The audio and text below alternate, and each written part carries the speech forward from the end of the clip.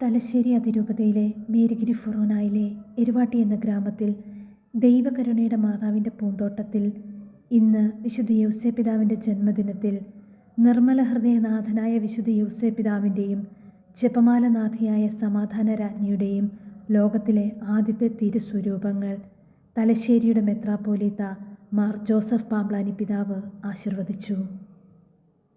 പരിശുദ്ധ സഭയുടെ പാലക നായക പരിശുദ്ധ റൂഹായിൽ പൂരിതരായി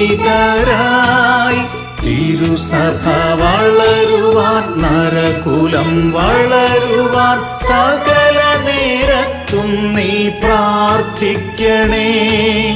മരണനേരത്തെന്റെ ചാരത്തു നിൽക്കണേ. യേശുവും മേരിയും ഒത്തുതാതാ.